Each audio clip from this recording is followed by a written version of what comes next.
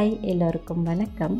So ரீசெண்டாக நான் வந்து அமேசானில் butterfly curve stainless steel pressure cooker வந்து ஆர்டர் பண்ணியிருந்தேன். ஸோ ஆல்ரெடி வந்து எங்கிட்ட இதே பட்டர்ஃப்ளைஸ் கர்வ் குக்கர்லேயே வந்து 5 லிட்டர் இருக்குது. ஸோ 3 லிட்டரும் இதிலையே வாங்கிடலாம் அப்படின்னு சொல்லிட்டு இது வந்து 1299க்கு நான் வாங்கினேன். ஸோ இதனுடைய எம்ஆர்பி வந்து 3000 சம்திங் வந்துச்சு. ஸோ இது வந்து பார்த்திங்க அப்படின்னா 3 லிட்டர் குக்கர், 5 இயர் வாரண்ட்டி.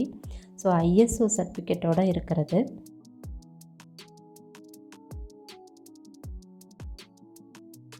இந்த குக்கர் வந்து ஃபுட் கிரேட் ஸ்டெயின்லெஸ் ஸ்டீல்னால் ஆனது. ஸோ நம்ம அமேசானில் வாங்கினாலுமே வந்து அந்த வாரண்ட்டி கார்டு வந்து சைன் பண்ணி அவங்க முன்னாடியே வச்சுருக்காங்க பாருங்கள். ஸோ நம்மளுக்கு அப்படியே கார்டும் நம்மளுக்கு கிடச்சிருது.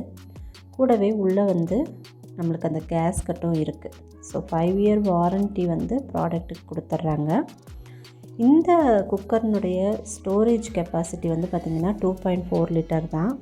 ஆனால் வந்து 3 லிட்டர் குக்கர். நம்ம யூஸ்ஃபுல்லாகவே குக்கர் வாங்குகிறோம் அப்படின்னா, இப்போ 3 லிட்டர் வாங்குகிறோம் அப்படின்னா அதனுடைய கெப்பாசிட்டி உள்ளே நம்ம வந்து எந்தளவுக்கு குக் பண்ண முடியும் அப்படின்னா 2.4 லிட்டர் அளவுக்கு தான் வந்து நம்மளால் குக் பண்ண முடியும். இப்போ 5.5 லிட்டர்னு குக்கர் வாங்கினோம் அப்படின்னா கரெக்டாக 5 லிட்டர் அளவுக்கு நம்ம எவ்வளோ குக் பண்ணுறோமோ அந்த மாதிரி குக் பண்ணலாம். ஸோ அந்த மாதிரி இப்போ வந்து உங்களுக்கு 3 லிட்டர் குக்கராகவே உங்களுக்கு வேணும் அப்படின்னா நீங்கள் 3.5 இல்லை 4 லிட்டராகவோ போனீங்கன்னா தான் அட்லீஸ்ட் வந்து உங்களால் 3 லிட்டர் அளவுக்கு வந்து உங்களால் குக் பண்ண முடியும். ஸோ இந்த குக்கர் வந்து 3 லிட்டர் குக்கர், பட் ஆனால் 2.4 கெப்பாசிட்டி வந்து இதில் குக் பண்ண முடியும். இது வந்து ஒரு 3 or 4 மெம்பர்ஸ் இருக்கிற ஃபேமிலிக்கு வந்து இந்த குக்கர் வந்து கரெக்டாக இருக்கும். ஸோ மெயினாக பார்த்திங்க அப்படின்னா இது வந்து இண்டக்ஷன் பேஸ் இருக்கிறதுனால நம்மளுக்கு வந்து ஈஸியாக கரண்ட் அடுப்புலையும் வச்சுக்கலாம். அடுத்ததாக சொல்லணும் அப்படின்னா இந்த கர்வ் மாடல் வந்து அவங்க சொல்கிறது என்னென்னா, இந்த கர்வ் மாடல்னால் சீக்கிரமாக வந்து குக் ஆகிடும், நிறையா வந்து கேஸ் வந்து செலவாகாது அப்படிங்கிற ஒரு காரணத்தை வந்து சொல்கிறாங்க.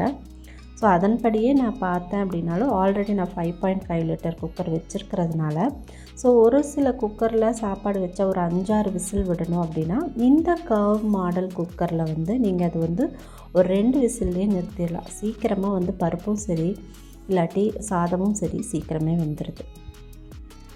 இது வந்து பார்த்திங்கன்னா எம்ஆர்பி வந்து 3170 ரூபா போட்டிருக்கு. பட் ஆனால் நான் வந்து 54% வந்து ஆஃபர் ப்ரைஸில் 1299க்கு வாங்கினேன். ஸோ இப்போ அந்த குக்கர்லேயே நம்ம வந்து எக் புலாவ் வந்து நம்ம பண்ணிடலாம். ஆல்ரெடி வந்து பார்த்திங்க அப்படின்னா அந்த குக்கர் வந்து ஒரு 4-5 டேஸ் நான் யூஸ் பண்ணிட்டு தான் இந்த எக் புலாவ் வந்து நான் பண்ணுறேன்.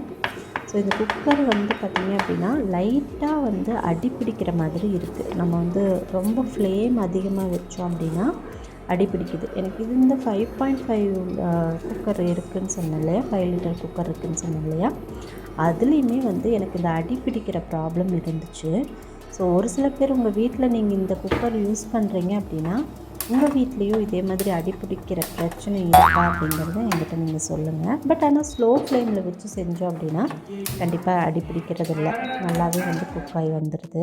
இந்த மாதிரி கறி, பிரியாணி இந்த மாதிரி பண்ணுறப்ப மட்டும்தான் லைட்டாக கீழே அடிப்பிடிக்கிற மாதிரி இருந்துச்சு. இதே ரைஸோ இல்லை குழம்பு இந்த மாதிரியெல்லாம் வச்சா அடிப்பிடிக்கிறது இல்லை. ஸோ இதுக்கு நம்ம எக் புலாவ் பண்ணுறதுக்கு நம்ம முதல்ல எண்ணெய் வந்து தேவையான அளவு ஊற்றிக்கலாம். அடுத்து எண்ணெய் காஞ்சதுக்கப்புறமா பே லீஃப் போட்டுக்கிறேன். அப்புறமா நான் இதிலெல்லாம் எடுத்து வச்சுருக்கிறேன்.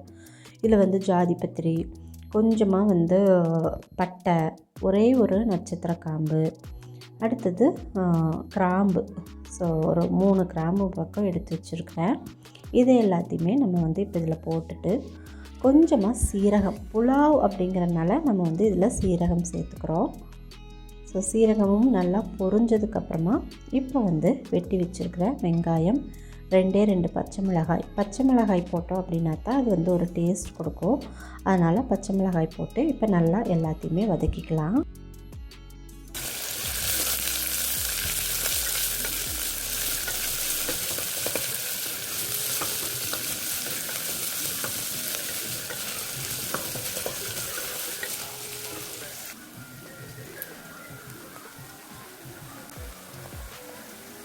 இப்போ நான் இதில் இஞ்சி பூண்டு விழுது வந்து சேர்த்துருக்கேன்.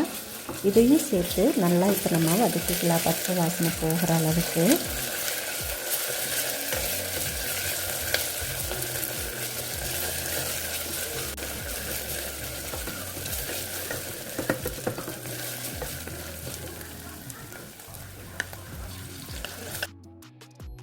இப்போ இதில் ஒரு பெரிய அளவில் இருக்கிற ஒரு தக்காளி வந்து நான் கட் பண்ணி வச்சுருக்கிறேன்.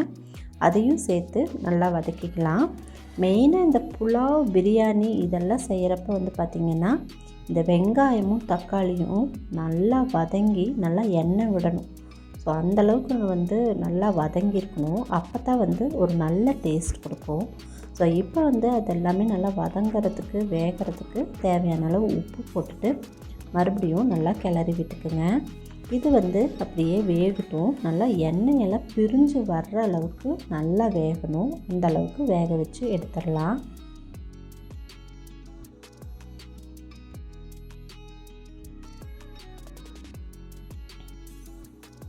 இப்போ ஓரளவுக்கு வெந்துருச்சு.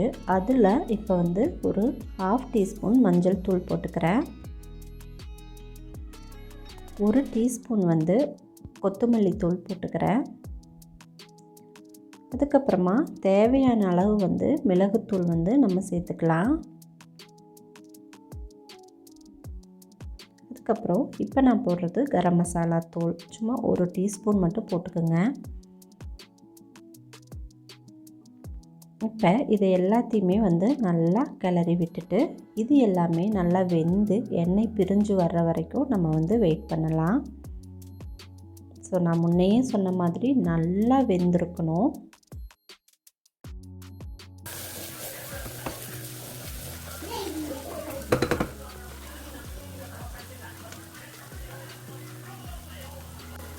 இப்போ இது நல்லாவே வெந்துடுச்சு.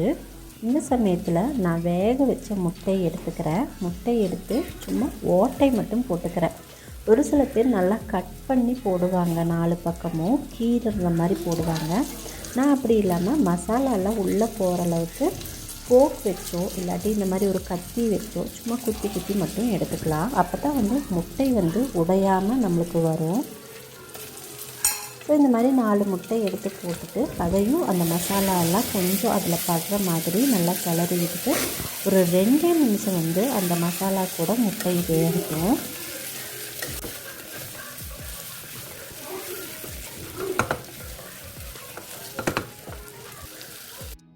இப்போ 2 கப் தண்ணீர் வந்து நான் ஊற்றிக்கிறேன். ஏன்னா நான் 1 கப் அளவு சீரக சம்பா அரிசியை ஒரு 1/2 மணி நேரத்துக்கு முன்னாடியே வந்து ஊற போட்டுட்டேன். இந்த ப்ராசஸ் எல்லாம் பண்ணுற வரைக்கும் அது ஊறிட்டுருக்கு. இப்போ 2 கப்பு தண்ணி ஊற்றிட்டு தண்ணி வந்து ஓரளவுக்கு கொதிச்சதுக்கப்புறமா வந்து நம்ம அரிசியை சேர்த்துக்கலாம். அதற்கிடையில் ஒரு கை நிறைய புதினாவும் கொத்தமல்லியும் இருந்துச்சு அப்படின்னா அதையும் நீங்கள் சேர்த்துக்கோங்க. சேர்த்து எல்லாத்தையுமே நல்லா கலந்து விட்டுருங்க.